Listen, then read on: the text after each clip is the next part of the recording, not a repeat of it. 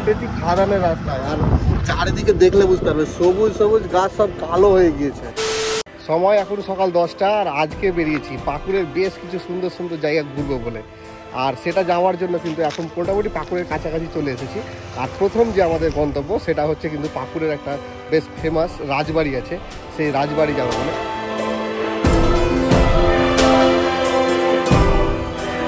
আর এখান থেকে রাজবাড়ির দূরত্ব হচ্ছে মাত্র 3 কিলোমিটার। চলো এখানে বেশি সময় নষ্ট না করে আমরা রাজবাড়ির উদ্দেশ্যে রওনা দিই।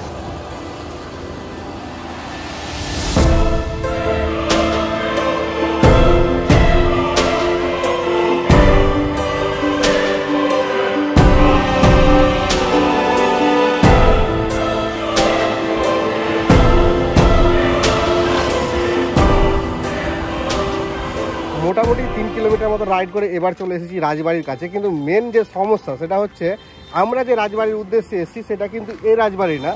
আর এই রাজবাড়ির দেওয়ালটা মানে চারিদিকে এমনভাবে দেওয়া আছে যে মেন গেটটাই খুঁজে পেলাম না। যাই হোক চলো একটু সামনের দিকে এগোই, আমরা যে লোকেশনে যাবো সেই লোকেশনটা খুঁজি একটু।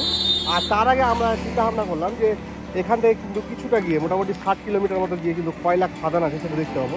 তো সেই কয়লা খাদানটা আগে যাবো।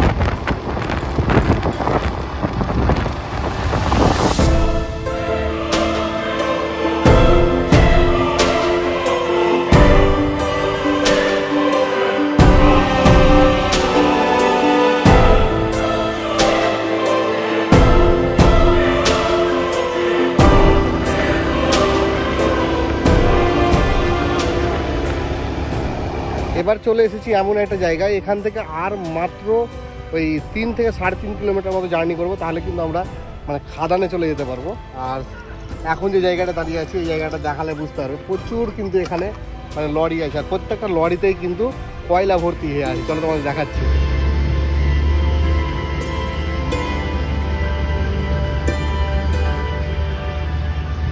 দেখো এই রাস্তা বরাবর শুধু লরি আর লরি, আর প্রত্যেকটা লরিতেই কিন্তু কয়লা ভর্তি হয়ে আছে।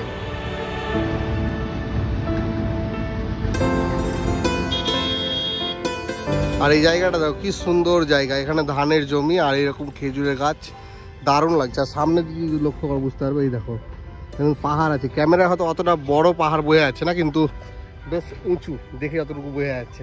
যাই চলো এখানে আর বেশি দেরি করবো না, কারণ আমরা প্রায় খাদানের কাছাকাছি চলে এসেছি। চলো এবার খাদানে যেতে হবে, সেই জায়গাটা দেখতে হবে।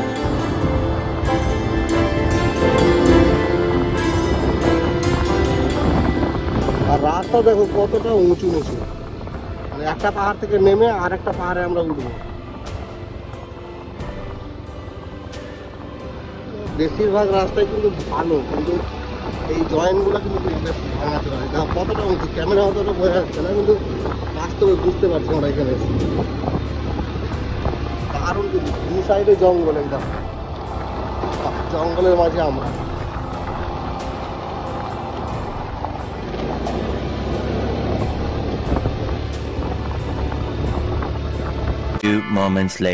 এবার উঠেছি খাদানের রাস্তায়, আর চারিদিকে দেখলে বুঝতে পারবে সবুজ সবুজ গাছ সব কালো হয়ে গিয়েছে। মানে আমরা ওটাই প্ল্যান করছি। আমি তো হেলমেট পরে যাচ্ছি না, কাদির ভাইয়ের আজকে রূপ চেঞ্জ হবে। কালো চারিদিক কালো, যেদিকে তাকাবে।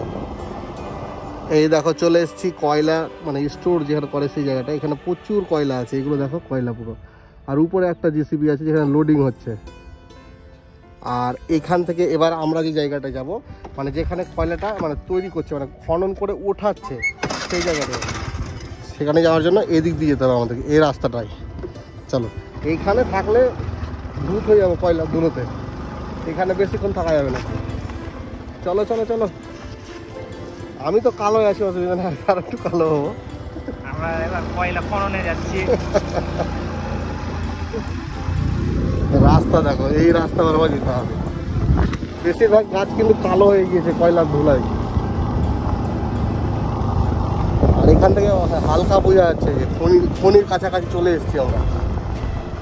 এই দেখো আমরা খাদানে চলে এসেছি, এখন আছি রাস্তার ধারে। এই রাস্তার ধারেই আছি, আর রাস্তার ধার থেকে দেখা যাচ্ছে এটা। এখন কথা হচ্ছে যে নিচে নামতে পাবো কিনা সেটাই ব্যাপার। দেখি কারো কাছে যদি পারমিশন নিয়ে নামা যায়, মানে নিচে নামার তো খুব ইচ্ছা আছে, যেখানে কয়লাগুলো মানে খনন করে উঠানো হচ্ছে সেই জায়গাটা।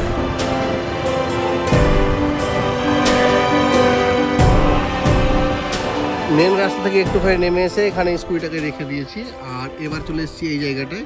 এটা একটা ভিউ পয়েন্টের মতো একটা জায়গা আছে, আর এখান থেকে এই খনিটা দেখো কি সুন্দর দেখা যাচ্ছে। এই দেখো জিসিবিতে কয়লা খনন করছে, পুরো এই এরিয়াটা বিশাল একটা জায়গা।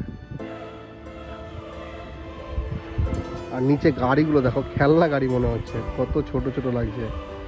ওইখানে কিন্তু লোডিং হচ্ছে, আর এখানে লোডিং করে এই সোজা রাস্তা দিয়ে নিয়ে চলে যাচ্ছে। এই দেখো এই জায়গাটায়, এই দেখো কালো মতো যেটা বোঝা যাচ্ছে, এখানেই কিন্তু কয়লাটা স্টোর করা হচ্ছে। দেখো গাড়িগুলো উপরে গিয়ে কয়লা খালি করে আবার নিচে আসছে। দারুণ অনুভূতি কিন্তু এই জায়গাটায়, বিশাল জায়গা। এই দেখো, ব্যাপার হচ্ছে এই জায়গাটায় নিচে নেমে যদি দেখতে পারতাম তাহলে কিন্তু একটু বেশ ভালোই লাগতো।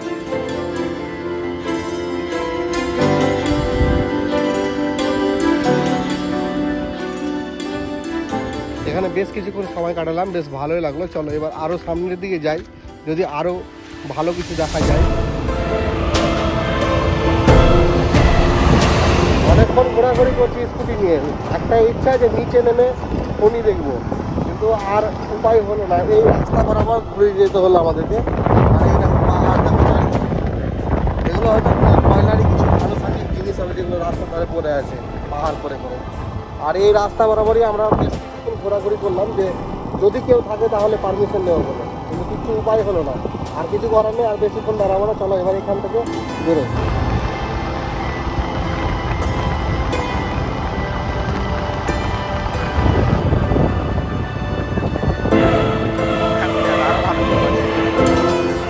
এই দেখো বাড়ি যাওয়ার পথে আরও একবার দাঁড়িয়ে গেলাম এই ভিউটা দেখার জন্য। এখান থেকে বেশ সুন্দর কিন্তু দেখা যাচ্ছে। আর মাঝখানে দেখো কত জল হয়ে গেছে, বর্ষার জন্য মনে হয়। আর এখান থেকে কয়লা লোডিংগুলো দেখা যাচ্ছে, খুব সুন্দর লাগে দেখতে।